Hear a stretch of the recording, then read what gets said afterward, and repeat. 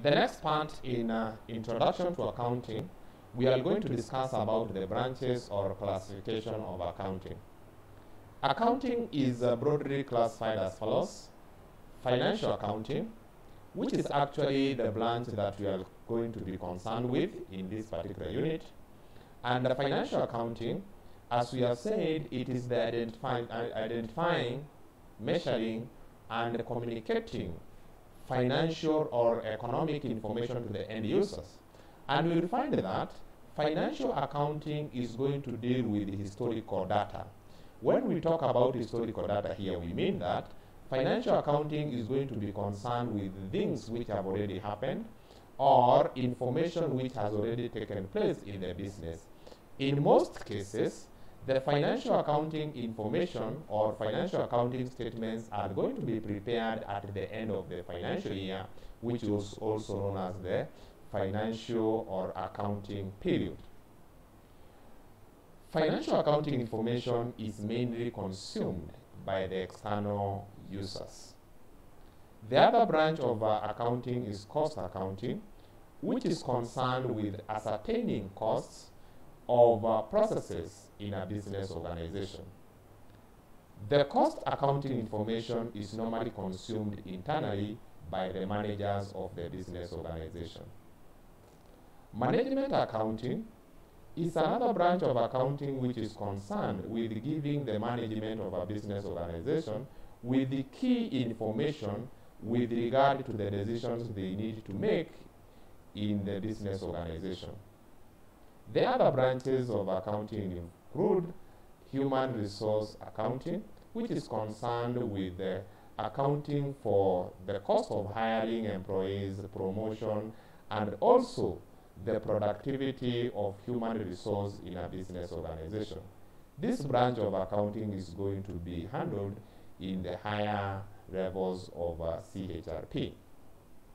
Responsibility accounting is another branch under the other branches of accounting, which is concerned with the responsibility and actually the cost and also the revenue a particular unit in the organization is going to accrue as it runs that particular unit, which is in most cases is going to be a department. Inflation accounting is charged with the responsibility of measuring the level of inflation in a country where the business is located. Having looked at the branches of accounting, the next step is looking at the qualitative characteristic of good accounting information. A good accounting information is going to be relevant. Accounting information is said to be relevant if actually it gives the decision maker all the information he or she requires in making the decision without supplying that particular decision maker with irrelevant information or information which he or she does not need. Number two quality is timeliness. And when we talk about timeliness here, we mean accounting information should be supplied to the decision makers in a timely way, in the right time when the decision maker wants to make the decision without any delay. Number three is reliability. And reliability here, we mean that any accounting information which is good should actually be information which can be trusted. And information which can be trusted should not be biased and such kind of things. The fourth quality or characteristic is consistency. And this one requires that accounting information be prepared in a similar manner from one financial period to the next, so that the decision maker can have an easy time in doing the comparability, which is actually the fifth characteristic of a good accounting information. And by comparability here, accounting information should aid comparison when the decision maker is trying to use them. And this one can be achieved if that particular information has been prepared in a consistent manner. The next area under the introduction, we are going to talk about the accounting equation. An accounting equation it simply gives a relationship between the elements of accounting.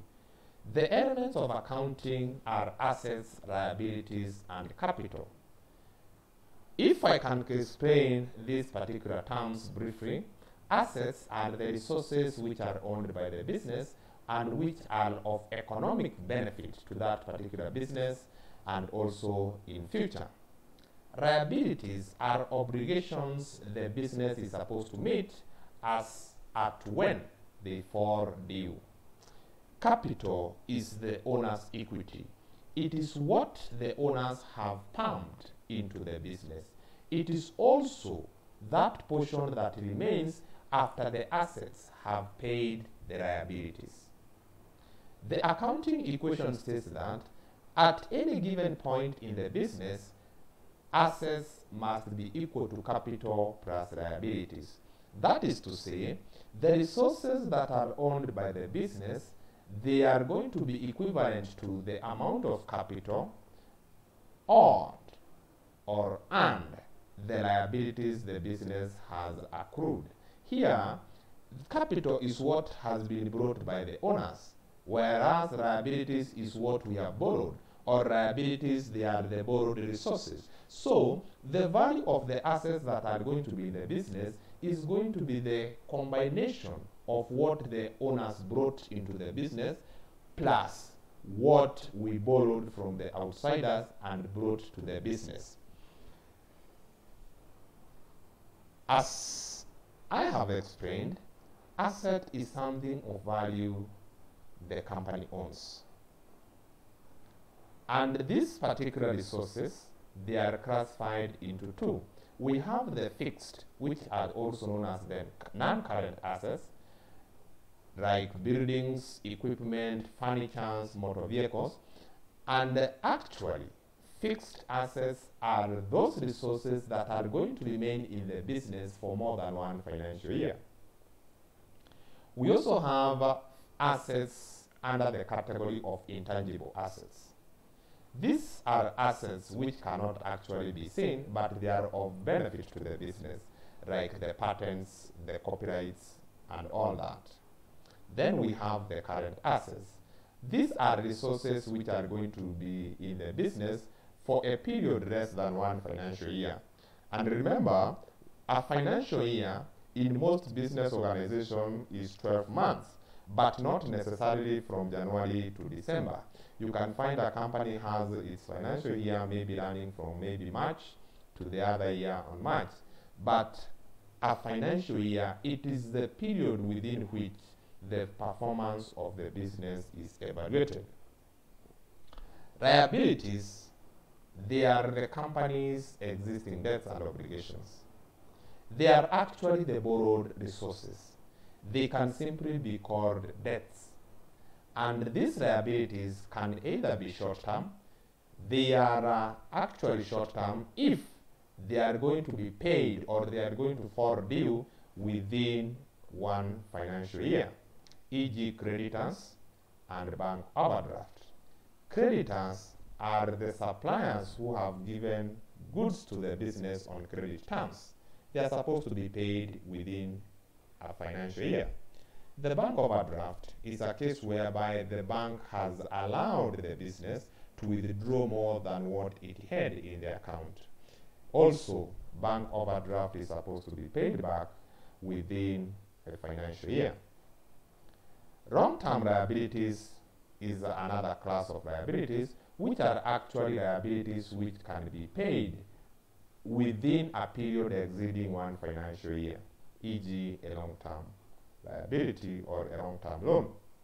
Liabilities are actually determined by the difference between assets and capital. Liabilities are actually assets minus capital.